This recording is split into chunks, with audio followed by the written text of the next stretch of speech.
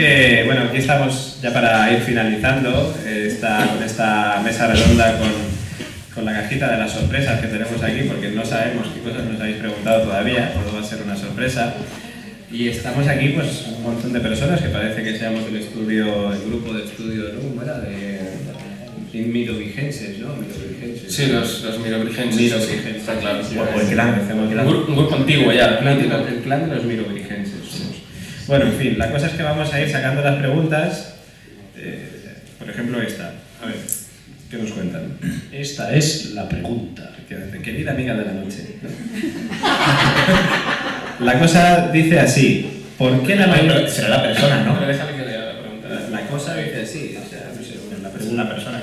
A ver, bueno, la cosa es que dice, ¿por qué la mayor parte de las luces en el cielo son verdes? ¿Hay algún material que en contacto con la atmósfera ingresa esa fenomenología o haga esa fenomenología, produzca esa fenomenología? Experto en luces. Verdes. Electricista, efectivamente. A ver, yo no considero que la mayor parte de las luces en el cielo sean de color verde, no sé. En algunas ocasiones es cierto que hay bólidos, ¿no?, que producen esa luz, pero es que luces en el cielo se han visto de todos los colores. Por lo cual, bueno, personalmente no estoy de acuerdo con la afirmación, ¿no?, de que la mayor parte de las luces en el cielo sean verdes. No sé si hay una cuestión que siempre un compañero nuestro, que es Miguel Ángel Ruiz, que es ingeniero aeronáutico, él siempre le extraña mucho por qué los ovnis utilizan luces, porque en la aviación civil se utilizan las luces para ser visto, pero no tiene mucho sentido que los ovnis manejen luces, ¿no? Tampoco puedes utilizar como si fuera un coche que fueras con los halógenos para ir avanzando y ver qué es lo que te vas a encontrar. Entonces hay una especie como de contrasentido, ¿no?, una cuestión lógica un poco extraña, que a él le llama mucho la atención por su profesión, porque él está trabajando además en un aeropuerto de Cantabria, ¿no? Entonces, quizás nunca he entendido muy bien la idea esta de que se asocia el tema de las luces con naves extraterrestres y que eso pueda ser algún tipo de fenómeno que les permita o les facilite la navegación, porque es algo muy, muy humano. No tendría mucho sentido en que fuéramos con esas luces, por ejemplo, nosotros a Marte, ¿no? No tiene demasiado interés. Bueno, damos las gracias a la pregunta patrocinada por Heineken y... Patrocinada por Heineken, piensa en verde. A ver, vamos con la siguiente. Yo creo que esta un apunte, que yo creo que a lo mejor con lo de las luces lo que pretenden precisamente es ser vistos. En efecto. Sí. Claro. Sí, pero no sería, por tanto, yo digo, una cuestión de navegación en ese sentido, sino que sería otra cuestión, no sé, es un poco extraño. Yo solo comento una cosa. Hay muchas preguntas y si nos ponemos a debatir sobre un tema que no tiene que ver con que yo acepto perfectamente que Alex esté equivocado. Bueno, a ver, esta siguiente pregunta creo que la lean o Dani o Alex, no sé cuál de los dos quiere. Yo la leo y Alejandro la responde, ¿vale? Porque Vale, creo que esta le va a gustar. Vale, de acuerdo, es que va sobre humanoides. Si no hay agua, Spoiler alert. ¿los humanoides cómo viven? Yo creo que es una pregunta muy bien planteada. Ahora el problema lo tienes para dar una respuesta. Pero yo no lo entiendo. Si no hay agua, ¿los humanoides cómo viven? ¿No hay agua dónde? En la Tierra es evidente que sí, en sus planetas de origen, en las naves, a lo mejor sí, no lo sabemos, ¿no? Los humanoides, esas otras realidades. ¿Habrá agua? Esa pregunta, ¿no? ¿Ocurrirá lo mismo en Marte? De momento no tenemos respuesta para ello. La verdad es que no. Bueno, vamos con la siguiente de las preguntas. Esto parece como una tómbola, ¿no? O un bingo. No cantes, Miquel, que te veo. No toca nada, sí. A ver, la pregunta es ovnis. Bueno, se titula ovnis. En el mar ha habido casos de comentar. Sí, bueno. De comentar, ¿puede ser que ponga? Sí, vale la pena comentar. Ah, vale. Sí. En el mar ha habido casos de comentar porque siempre se ha hablado de tierra. Ah, vale, pregunta. Es que no están los símbolos de interrogación y no sé, ya me lío. Vale, en el mar ha habido casos de comentar porque siempre se ha hablado de tierra. Sí, los famosos OSNIs, ¿no? Sí, Juanjo y yo hemos seguido algunos casos, por ejemplo en el pantano de Buendía y en Trepeña, en Guadalajara, ha habido varios casos de luces que se introducían en el agua y de hecho hay varios testigos que las han visto, ¿no? Y bueno, también hemos recogido algunos casos en esa línea, son muy curiosos porque, claro, aquello sobrevuela, se introduce en el agua y no se le vuelve a ver a salir.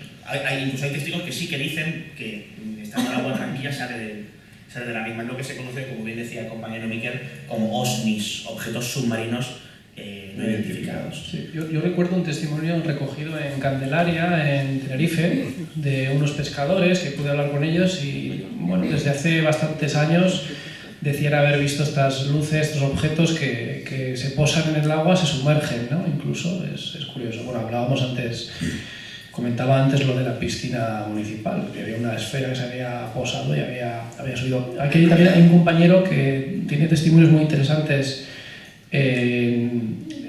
Juan Miguel Marsella, en la isla de Pascua, recuerdo que en la isla de Pascua había recogido testimonios de una mujer que decía algo así como que los ovnis vienen a llevarse el agua, creo que era más de la boca de un volcán, que se posaban, estaban un rato y se iban, ¿no? Algo así creo, David, que comentaba Juan Miguel Marsella, ¿no? Sí, de hecho, bueno, hay muchas teorías y además tienen cierto sentido. Si, pues podemos establecer como plausible la teoría de que esas naves pues vengan tripuladas de forma inteligente por una, valga la redundancia, inteligencia no humana, qué mejor sitio para ocultarse que el fondo del mar. Entonces, bueno, hay quien dice que hay bases submarinas que albergan este tipo de objetos. Se habla incluso de ciertos segmentos muy específicos donde esas bases podrían estar. Se habla de la bahía de Cádiz, por ejemplo, también se ha hablado mucho de las Islas Canarias, como Miquel. En Garganta la Olla, ¿no? También, en las Urdes. En Garganta la Olla de las Urdes. ¿Me suena algo también de alguna...? No, en Garganta la Olla no sé yo si había...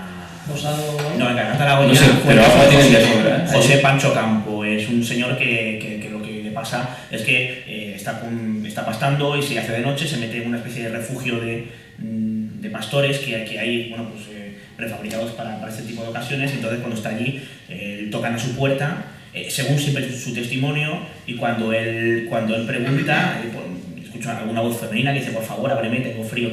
Estábamos en una época estival pues bastante dura, imagino que estábamos en invierno, y bueno, pues cuando abre se mete una especie de monja dentro del habitáculo, se arrima al fuego, y cuando él se fija mejor ve que esa mujer tiene patas de chivo y que era una especie de entidad diabólica, y que le dice algo así como: no me conoces, José, o algo parecido, ¿no? Este hombre pues acabó muy trastornado con esta historia, y bueno, de hecho Iker Jiménez ha dado buena cuenta, y otros tantos divulgadores de la misma.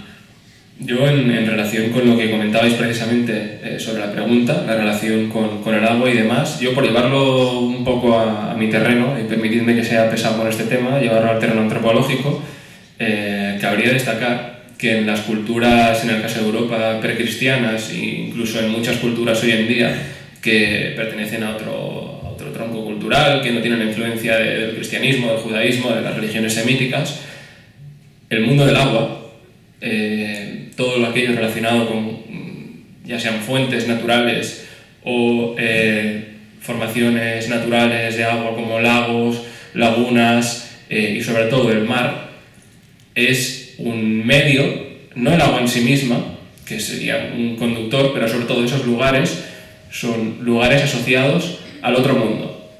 Y ese otro mundo puede ser tanto el otro mundo de lo ajeno a lo humano, como al mismo tiempo el otro mundo, como se le suele entender también, del más allá. Sí. Lo digo, es una cosa que podría... En contraposición, en la cultura oriental, sobre todo los japoneses, y muchas películas además japonesas lo expresan así, el mundo de la muerte relacionado con las aguas. Y normalmente las aguas empantanadas, aguas que no fluyen, ¿no? Así como también la cultura árabe es símbolo de vida, ¿no? De que el agua fluye y símbolo de... Sí, pero yo no me refería tanto a la muerte en el sentido de degradación, sino a que como es un medio del que, pues, por algún motivo la memoria atávica recuerda el mar o las grandes superficies de agua como origen de la vida, al mismo tiempo también se relaciona no con la muerte en el sentido de degradación, de putrefacción, de fin, sino la muerte como principio de lo otro, de lo completamente ajeno, exacto, la trascendencia, de ahí el otro mundo. El otro mundo no es solo la muerte, sino que es lo ajeno. Interesante. Vamos con la siguiente. Estas son dos. Ahí alguien ha dicho, voy a poner 2, voy a aprovechar el papel. Hace muy bien, ¿no? Tenemos la mitad de tiempo para responder las dudas. Efectivamente. Bueno, pues tú no hables porque ahora vas a hablar. Guarda aliento, porque te va a tocar. A ti y a Juanjo. ¿Se podría explicar alguna cosa más sobre la entrevista con Santiago Segura sobre Angermen? Esa es la primera de las preguntas. Bueno, se puede resumir muy rápido. Nosotros nos ponemos en contacto con Santiago Segura a raíz de que entrevistamos a Angermen y bueno, pues como comentábamos esta mañana, cuando Santiago Segura va al programa de Angermen, afirma taxativamente que no ha dado ni una. Entonces, bueno, pues fue un poco una especie de shock. De hecho, él hizo una cosa muy inteligente, y es que cuando grabó el programa, días después hizo unas declaraciones en las que explicaba que Angermen no había dado ni una, tiempo antes de que ese programa se emitiera. Finalmente ese programa se emite bastante tiempo después, como unos 2 o 3 meses después, incluso algo más, ¿no? Ojo, 3 o 4 meses, ¿no? 3, 4. Bueno, vamos a poner un trimestre aproximadamente. Entonces, cuando entrevistamos a Angermen le preguntamos por estas cuestiones. Resulta que ha habido casos en los que has fallado, y en este caso de Santiago Segura ya nos dice que bueno, que Santiago Segura ha mentido, que tendríamos que haber estado en su camerino porque tendríamos que haber sido testigos de la gran bronca hasta cierto punto conyugal que tiene, bueno, pues alguien que le recrimina el hecho de que haya sido tan grosero, tan desagradable con Angermen y que no haya reconocido que lo que ella le decía era cierto. En fin, una suerte de discrepancia. Nosotros le preguntamos, nos ponemos en contacto con Santiago Segura para preguntarle sobre ese tema. Y Santiago Segura, cuando le hicimos 4 preguntas, vamos a resumirlas muy rápido, ¿no? Porque ya 2, de hecho la tercera y la cuarta se pueden resumir en un par de frases.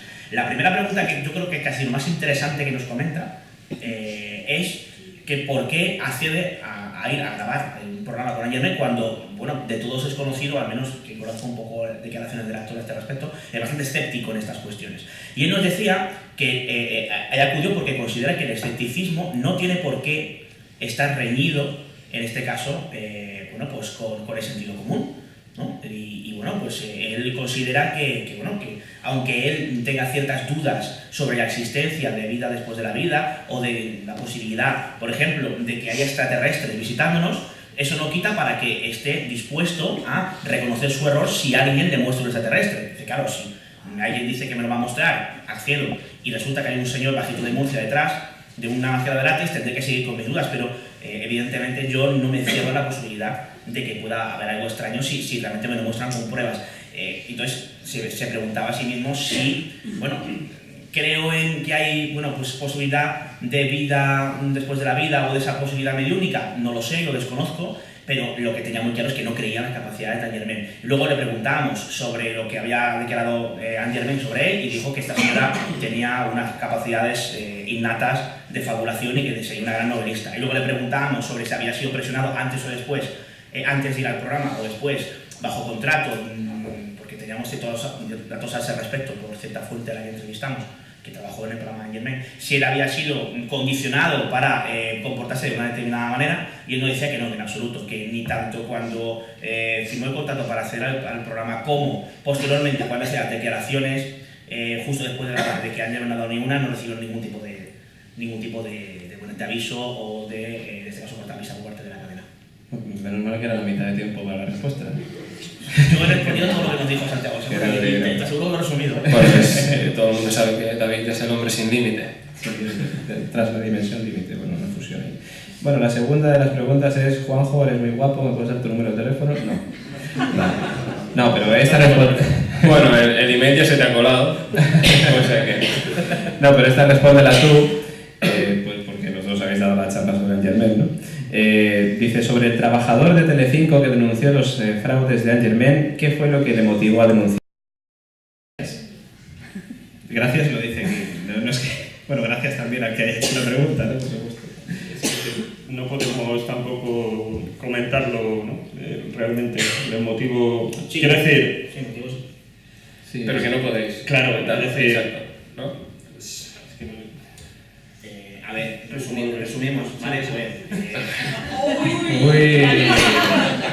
Bueno, saco otra, venga. Juanjo, eres muy guapo otra vez. No, el motivo principal es el hecho de que le pareció muy fuerte lo que hizo, entre otras cosas, ¿no? Según nos cuenta esta persona en la entrevista, lo que hizo Angermen con la madre de Sandra Palo o con familiares de Rocío Malinkoff. Y esa fue su principal motivación. Es que hay una cadena muy rápida, ¿no? Eso sería un poco el detonante final, hay otra serie de cuestiones que no podemos comentar, y hay también luego un segundo elemento, porque esta persona pone a disposición de determinados medios de comunicación estos dossiers, pero no recibe el eco, no recibe el respaldo de ningún medio de comunicación. Entonces es cuando llega la redactora de Crónica del Mundo, la que también por un asunto personal, que nosotros la entrevistamos en el programa y ella lo cuenta, por un asunto personal de un familiar o de una amiga, una amistad que fue a una sesión con Anne Germain y quedó bastante decepcionada, lo que hace es poner en marcha, buscar qué hay detrás de este caso, y es cuando encuentra la fuente. Entonces digamos que se tuvieron que dar las dos cosas, ¿no? Por un lado la fuente que revela esa información pero que en principio nadie la quiere publicar, y el caso de esta redactora de El Mundo, que es la que en un momento dado se preocupa por el tema y entra en contacto con la fuente. Pero si no se dan esas dos circunstancias, no se produce esa conexión, pues no nos hubiéramos enterado en principio de estos dossiers. Bueno, la siguiente pregunta yo creo que la hace algún conocido nuestro. ¿Vale? Está firmado por NWO. N de Navarra, por cierto, Miquel. Bueno, para Juanjo, atención. ¿Qué opina sobre los ovnis templarios? Sí, New World Order, o sea, Nuevo Orden Mundial. los ovnis templarios. Bueno, es un tema complejo. Sí, los ovnis templarios, igual que el reiki masónico, son dos de mis grandes pasiones y creo que son elementos por descubrir, pero de momento no me siento lo suficientemente preparado como para desarrollar. Estoy trabajando en ello, que dirían los clásicos. Estoy trabajando en ello. También los humanoides o los acruces, también es un tema que nos fascina. Muy bien, excelente respuesta. Para una pregunta, desde luego. Bueno, vamos con la siguiente. Dice, me gustaría conocer la opinión de los ponentes sobre los siguientes temas. Y son 3. ¿De dónde viene el ser humano? No, hombre, no. A ver, el enigma de la conciencia, mecanismo versus trascendentalidad. Juanjo. Juanjo, pues... Ojo, nos puede representar a todos. Pero ya, ¿lo vamos contestando? Sí, claro, porque si no... Pues vamos a ver, se van a acumular, sí, ¿no? muy interesante.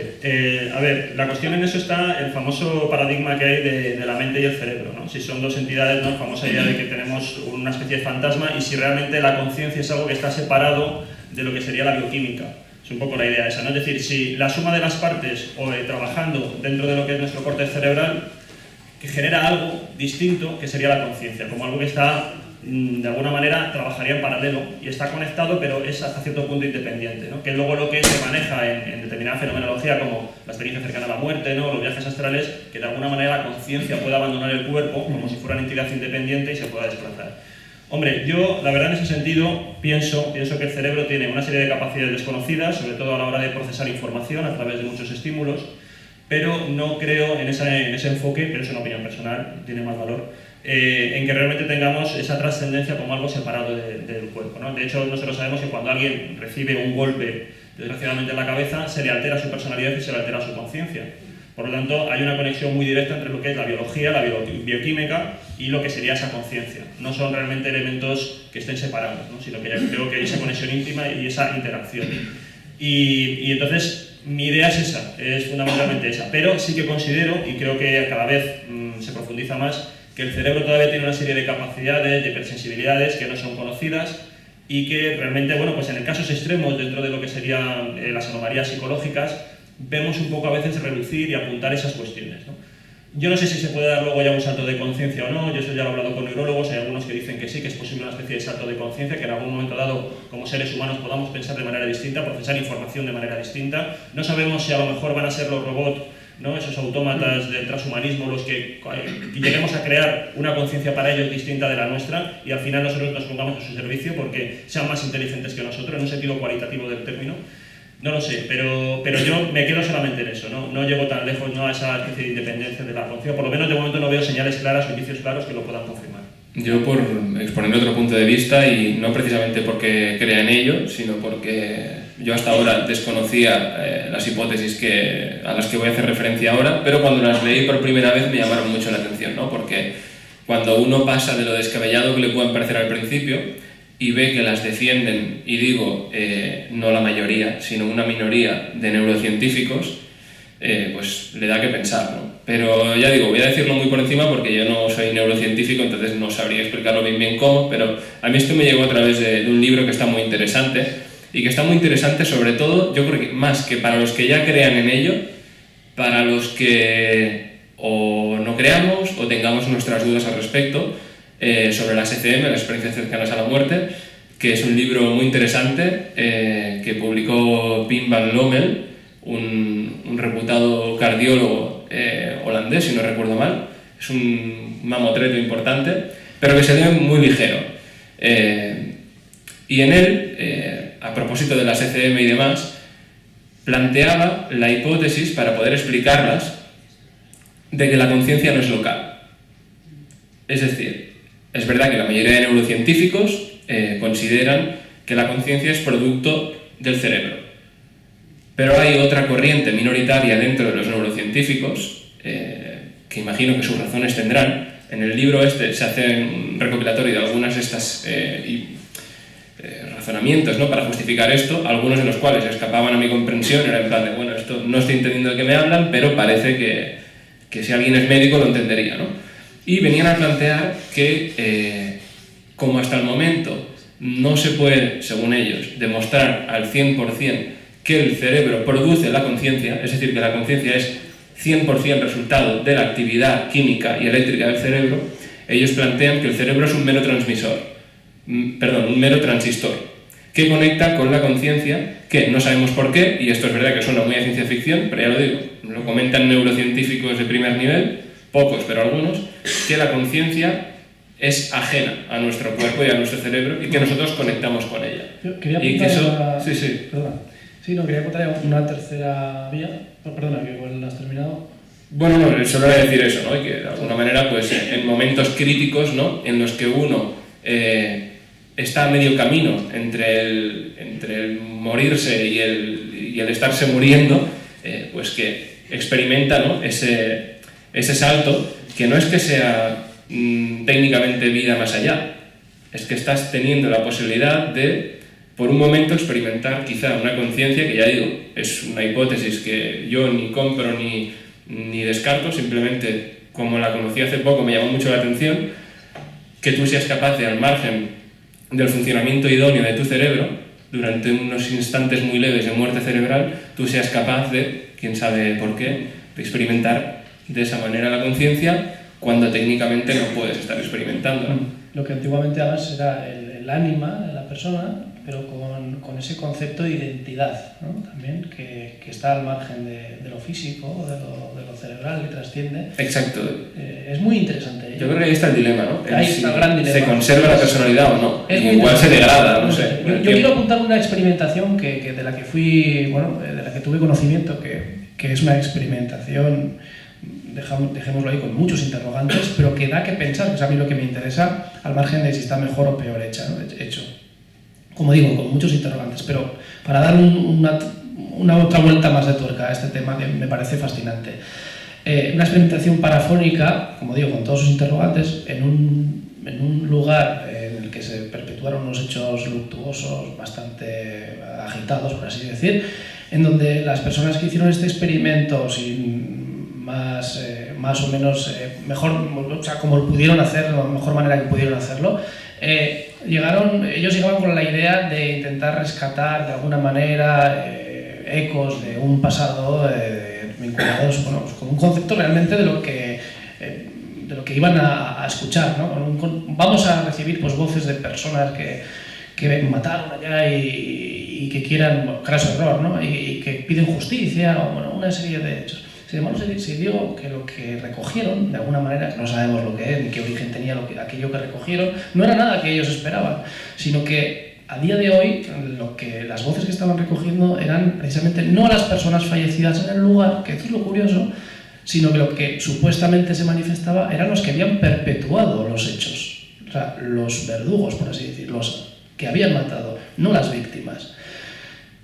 Parece ser que de alguna manera, hablando con estas personas, la conciencia de los que habían perpetuado esos hechos seguía de alguna manera, según esta hipótesis, en aquel lugar. Bastante interesante por los resultados obtenidos, al margen de que era más o menos fiable el origen de estas voces, pero da que pensar, ¿no? Como que a día de hoy el lugar, por así decir, seguía vigilante por las mismas personas que habían estado allí en su día, ¿no? Es curioso porque esas personas luego, desde esta hipótesis, habían fallecido, pues no en aquel lugar, ¿no? Entonces, pero los que allí habían fallecido no aparecían por ningún lado, según estas hipótesis experimentales, y sí, sin embargo, se manifestaban de alguna manera los que habían perpetuado estos hechos luctuosos. Por eso me parece interesante como de que de alguna manera esta conciencia de lo que habían hecho seguía ahí, ¿no? Anclada según esta hipótesis, por supuesto.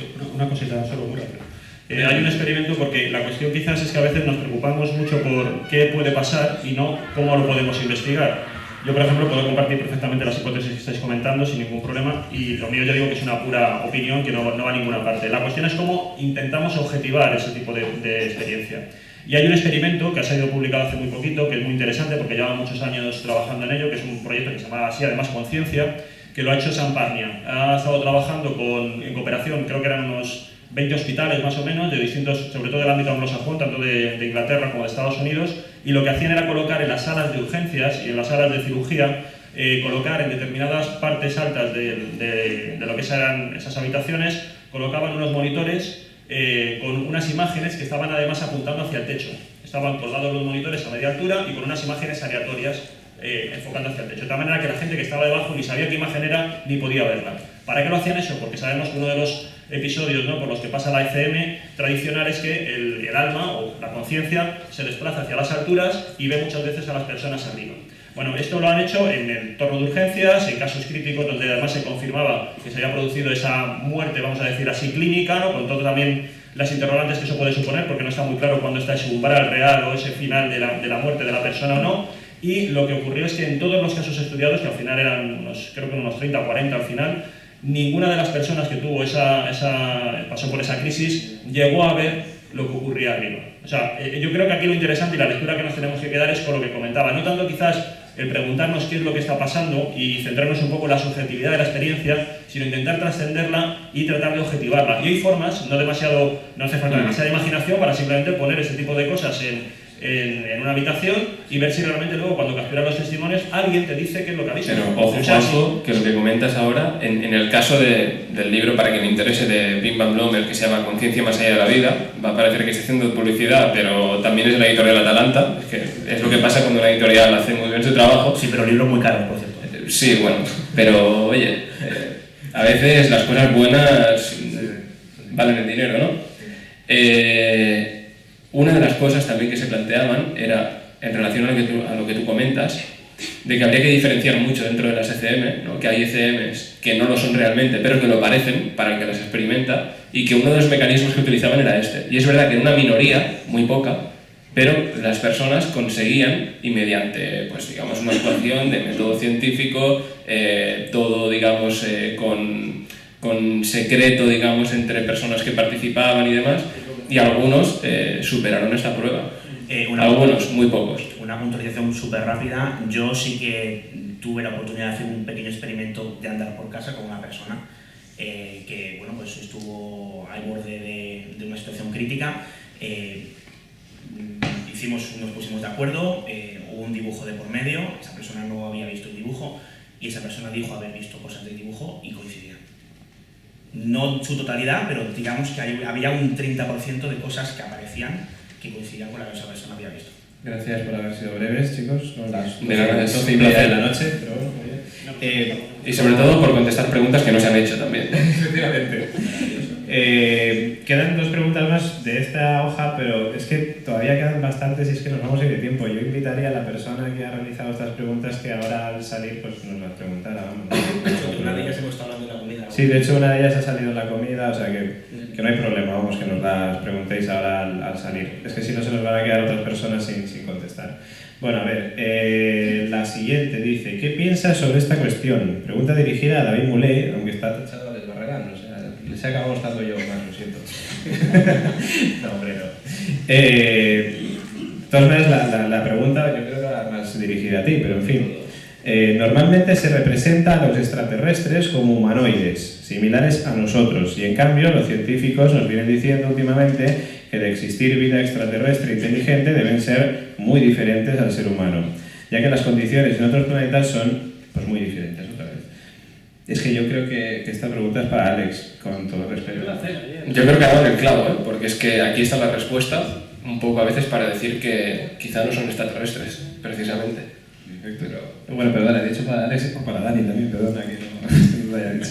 Pues entre Dani y yo, Sí, claro. en efecto, yo estoy de acuerdo con esa afirmación que hacen los científicos y hay que tener en cuenta una cosa, como hemos dicho en nuestra ponencia, Daniel y yo, esos humanoides son humanoides, demasiado parecidos al ser humano.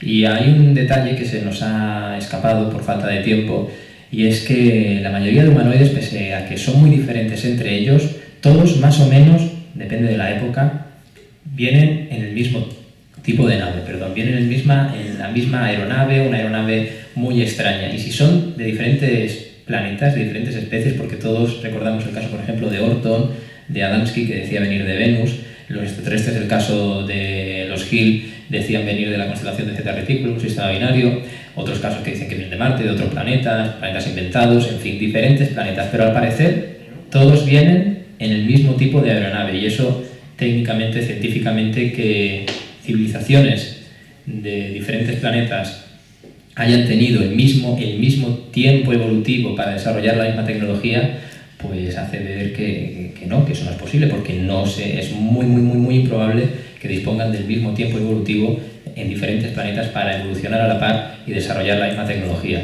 Como decía Daniel, pues esto hace inclinar la balanza a la hipótesis de que precisamente extraterrestres no son. Y además el hecho de que todos lleguen a la conclusión de un modelo tecnológico, ¿no? Y de ingeniería aeronáutica que no es precisamente el mejor, ¿no? Son máquinas que, bueno, las ves ahí a veces con los tornillos y demás, que dices, no sé, cualquier avión a lo mejor de los años 80 es más moderno y más efectivo aerodinámicamente que algunos prototipos que se ven, ¿no? Que son auténticamente cacharros, ¿no? Pero que sin embargo, pues ahí se aparecen, ¿no? Que no son extraterrestres. ¿O sí? No sé. Bueno, como la pregunta ponía que estaba dirigida a mí, pero yo considero que por lo que se ha hablado en este congreso son ellos los que deberían de haber contestado. Si la persona que ha hecho esta pregunta tiene especial interés en que yo le conteste, se lo comento ahora al terminar. Es que es para ir adelantando.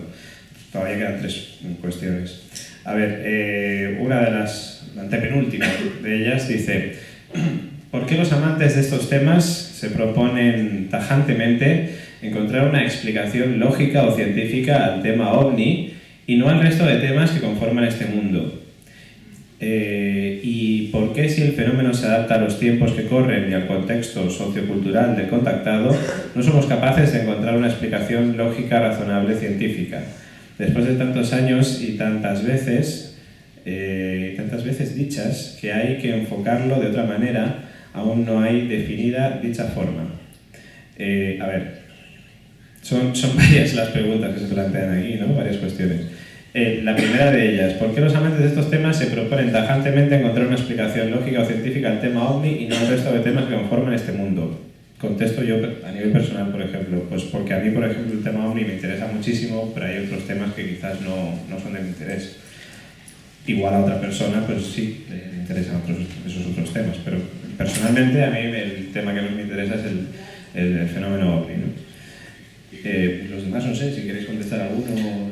Bueno, yo diría más o menos también que es una afirmación quizá un poco Sí, pues arriesgada, en el sentido en que quizá también tenemos otras pasiones que nos interesan por igual, no sé, solo igual lo apunto.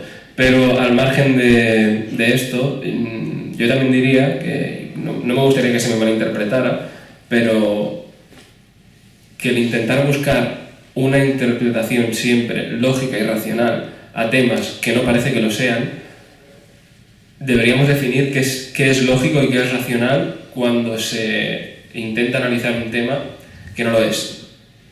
Es decir, porque a veces intentar enfocar con un filtro totalmente cientifista o racional, un asunto, como digo, no parece que provenga de esa misma esfera, no está sujeto a las mismas condiciones, quizá no es la mejor manera. Y con esto no estoy diciendo que inventemos historias románticas o que, como se suele decir, nos fumemos un porro y empecemos a divagar sobre el tema, sino que, como creo que más o menos hemos comentado también esta mañana, que hay que intentar a veces enfocarlo desde otros puntos de vista, ¿no? Quizá más pues, desde un punto de vista psicológico, antropológico, cultural, porque es una faceta que está ahí y que la pasamos un poco por alto. Y creo que no podemos entender del todo el fenómeno que hay detrás de esto, que sigue siendo un misterio, no sabemos por qué ocurren estas cosas, pero que no lo vamos a explicar simplemente intentando explicar cómo funciona esa supuesta nave o a cuántos metros estaban cuando los vimos y demás. Es decir, ni una cosa ni la otra por separado pueden llegar nunca a una, ya no digo una resolución, sino una comprensión más o menos global del fenómeno.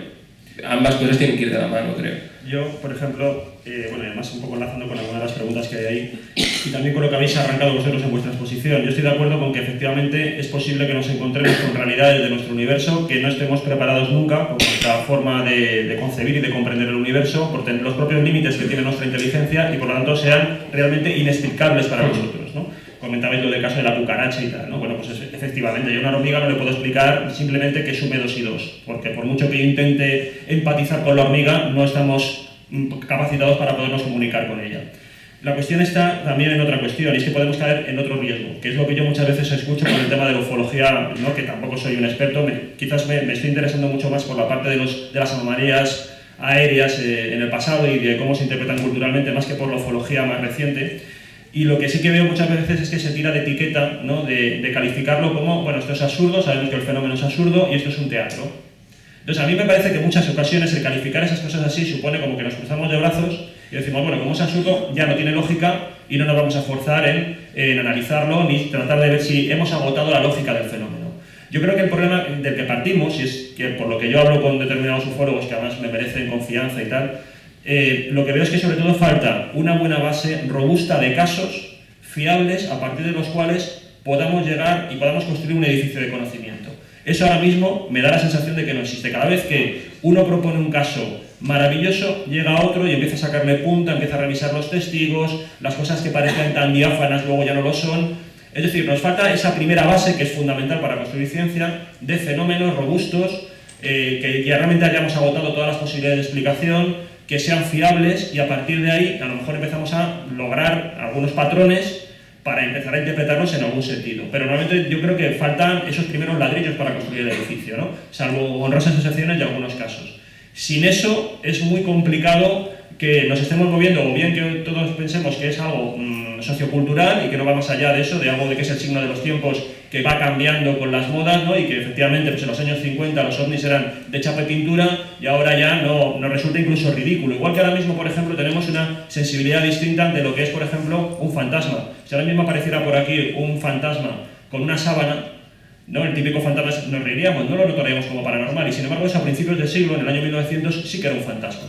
Entonces, la propia sensibilidad nos hemos vuelto más exigentes para determinados fenómenos y para calificarlos como anomalías frente a otros. Con el fenómeno ovni notamos lo mismo. Ahora mismo un tipo de ovni como el de Adamski yo creo que no aguantaría nada. Nada. O sea, ni siquiera por lo más ufólogos creyentes o partidarios del fenómeno. De hecho, es que ya apenas aparecen ni platillos ni naves. Ahora se está, digamos, iniciando un proceso de abstracción. Cuando lo comentábamos con Alex esta mañana, que muchos de los casos nuevos que llegan de encuentro con ese tipo de entidades, ya no hay, en muchos casos, ni siquiera el objeto. Es simplemente el humanoide en sí, la presencia. Y en los casos en los que aún así hay un objeto, el objeto cada vez, bueno, hay un proceso de abstracción y el objeto cada vez más, como nos cuesta creer, porque ya no tenemos aquel paradigma de que sea posible pues una especie de 2 platos juntos, atornillados y demás, como cada vez somos más reacios a eso, cada vez es algo más abstracto. Bueno, es un objeto que no sé explicar, pero me cuesta menos aceptar una bola luminosa y remota, cada vez más remota, remota. Y remota sí. Que no, pues una cosa, como dices tú, de chapa y pintura, ¿no?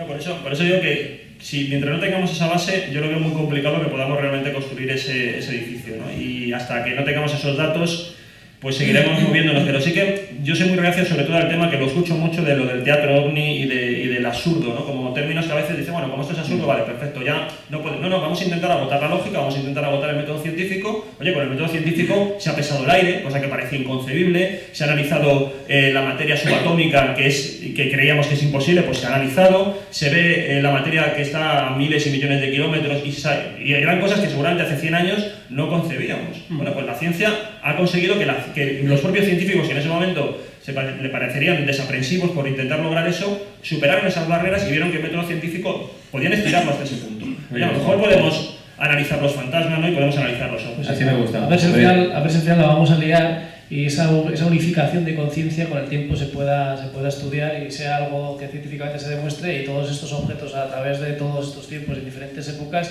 los estamos creando simplemente el ser humano, ¿no? De alguna manera, y luego se plasma de otra. Entonces, pues sería todo bastante irónico, ¿no? Como final. Pero sería también igualmente interesante, ¿eh? Por supuesto, por supuesto. Ahí ya estaríamos en el territorio más de Jung y demás, que aquí ya me matáis si entramos ahora en este tema. Pero... Por eso lo planteo, porque creo que es muy interesante que todo esto, que parece que es acorde con los tiempos y con el ser humano en su propia evolución, acompaña al ser humano, pero porque probablemente sea parte de él. Pero bueno, yo creo que es tan interesante si al final la respuesta está fuera como si está dentro. Sí. A ver, nos hemos pasado ya de la hora, son las 8:06. No sé, Rosa María, si podemos hacer las dos últimas que nos quedan. Esta la dejamos a medias porque es que si no se nos van a quedar estos dos últimos. Vale.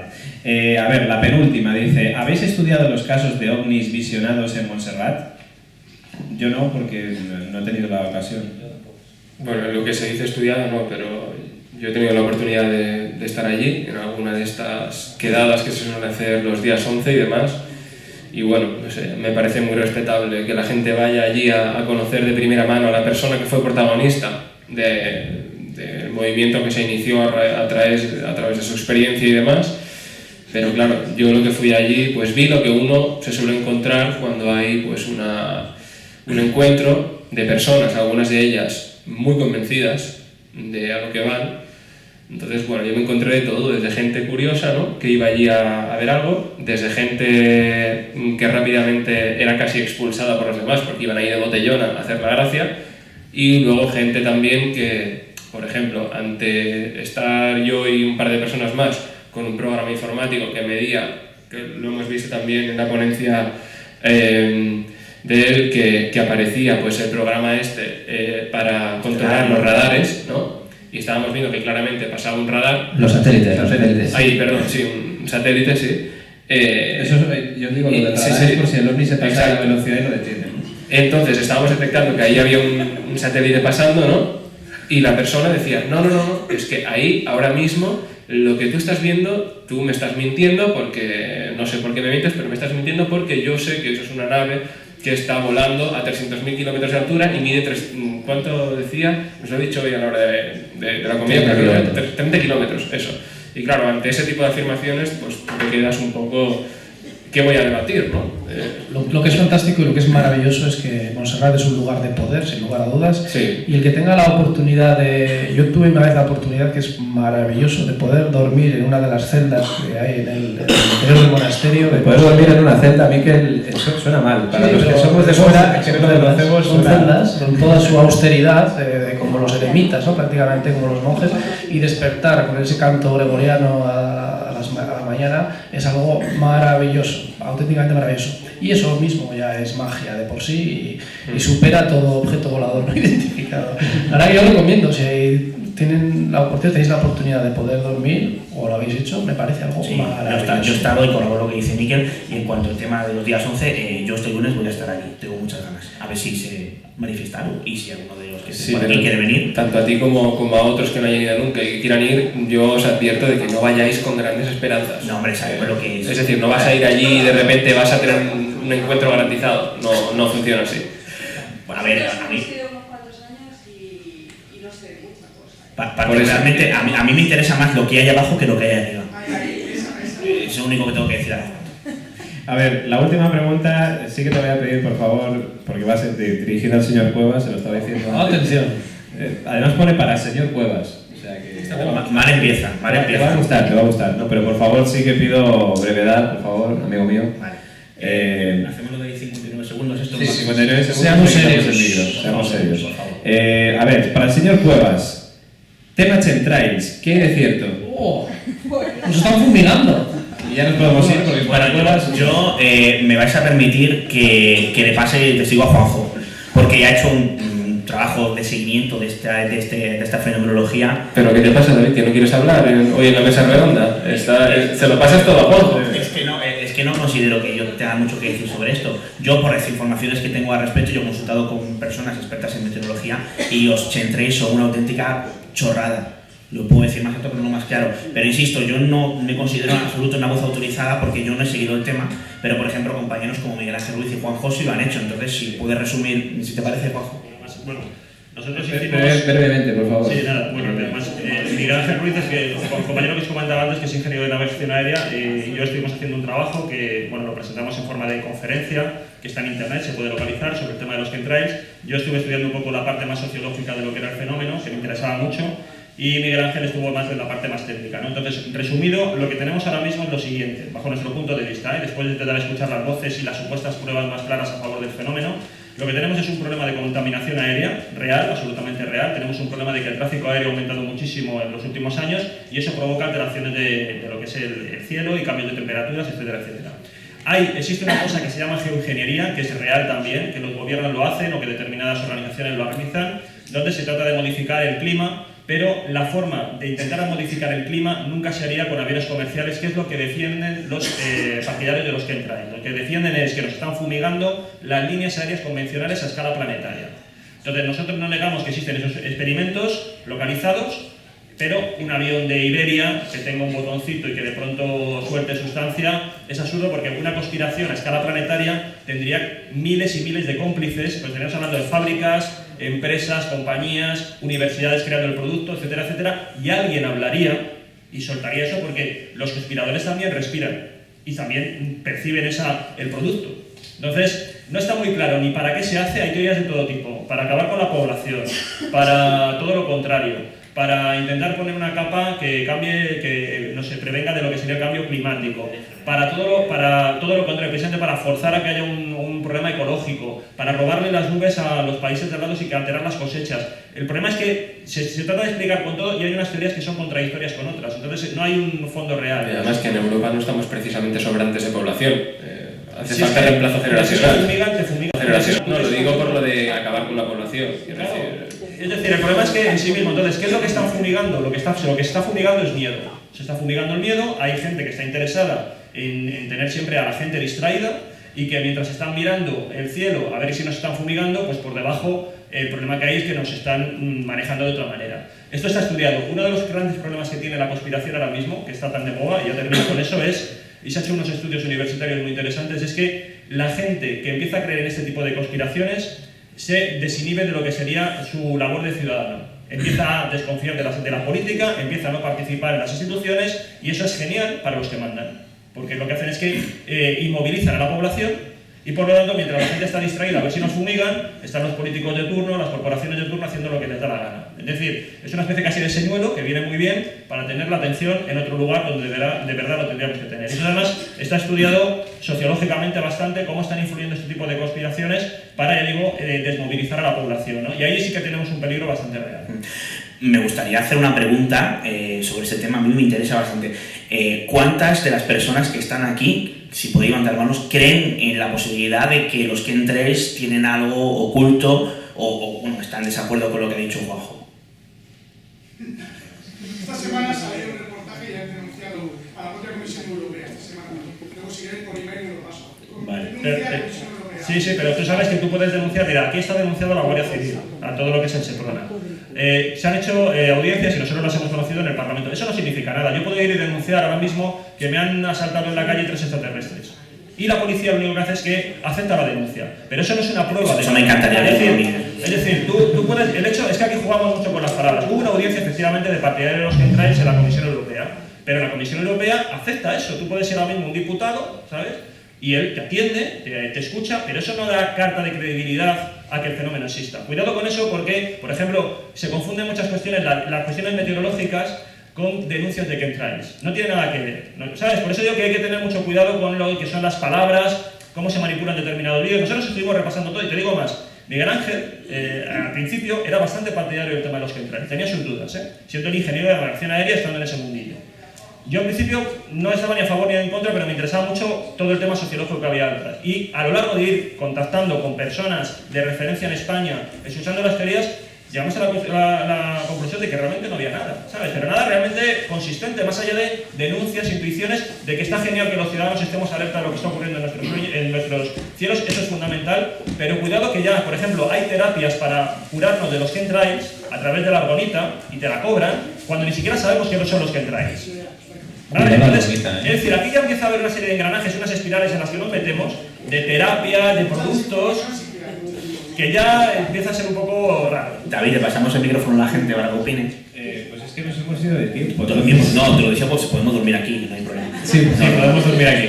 Podemos seguir el debate si queréis después de la mesa, ¿no? Yo creo que podemos seguir debatiendo ahora al terminar, porque es que ya nos hemos pasado 20 minutos de la hora y bueno, por cumplir más o menos los horarios. Bueno, yo creo que ya más o menos hemos tratado de contestar a lo que hemos podido y a lo que hemos sabido y a lo que nos ha dado tiempo, bueno, que ya es bastante. Y os agradezco que hayáis sido breves en su medida, Juanjo. Hombre, sabes que sí, efectivamente. Y oye, antes de acabar, acordaros que hay una persona aquí entre los miembros del público. A ver las caras que ponen todos. Cuidado. ¿Quién será? Hay una persona. Tengo una carta para usted. Tengo una carta para usted. Mientras no sea una paliza, no hay problema. Sí, hay una persona que, entre los miembros del público, que ha decidido pasar el día de su cumpleaños con nosotros. Y nosotros pues queremos agradecérselo, porque la verdad es que debe de gustarle sufrir para estar aguantándonos a nosotros en el día de su cumpleaños, pero hay cosas que se podrían hacer. De hecho puede ser el último cumpleaños sin su familia ya directamente. Sobre todo que podría ahora mismo subir aquí y darnos una excelente conferencia de las que Efectivamente, bueno. Hemos negociado con la familia. Así que hoy descanso. A mí me gustaría darle como felicitación de cumpleaños un fuerte aplauso a Luis Silva.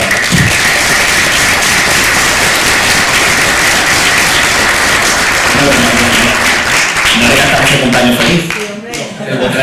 Yo es que tengo poquita voz, pero desagradable. Pero el idioma reptiliano. Luis además es muy activo, siempre está trabajando con sus cosas. Y me gustaría hacer una pregunta, Luis. Como no nos hemos ido el tiempo, haz preguntas, sí.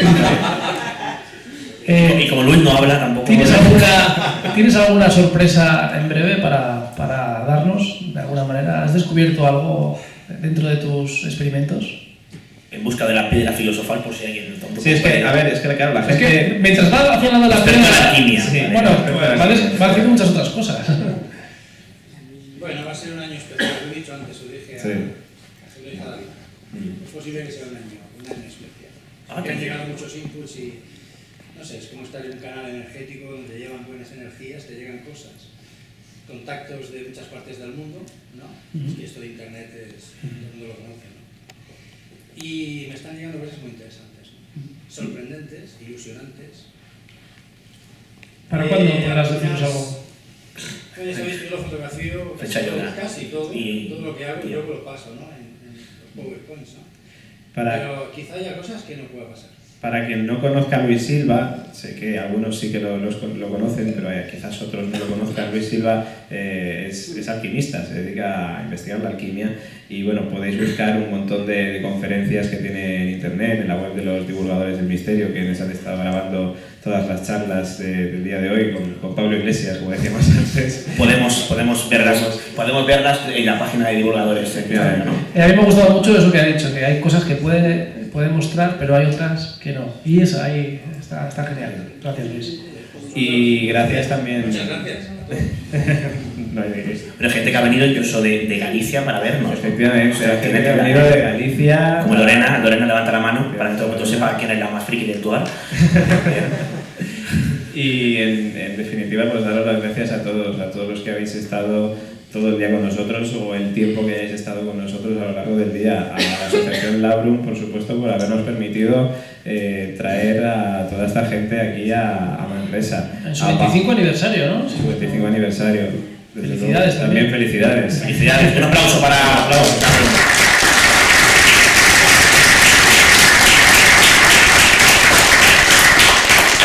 Y también por supuesto, ya lo he dicho cuando empezábamos esta mañana la presentación, pero lo vuelvo a decir, a la piedra angular de todo esto, a Paula Jones, que se ha trabajado todo esto, gracias a Laurum también, por supuesto, pero gracias a Paula, que fue la que comenzó esta idea de este congreso y a la cual le tenemos que agradecer, ¿no? que haya realizado todas estas gestiones. Así que yo también le pediría otro aplauso.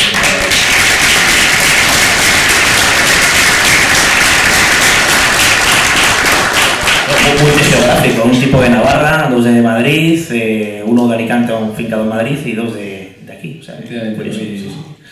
Multiétnico, pero bueno. Multiétnico. Luego nos peleamos. No vayamos tan lejos. Mesa redonda, no de agua. Por rectangular. Efectivamente. Y nada, y en definitiva, pues dar las gracias también a los ponentes, a Miquel Navarro, a Alex Barragán, a Daniel García, a David Cuevas y a Juan Sánchez Oro por haber venido también hasta aquí. Uno de esos conciertos que nunca acaban. Los bises. Quiero repetir la palabra.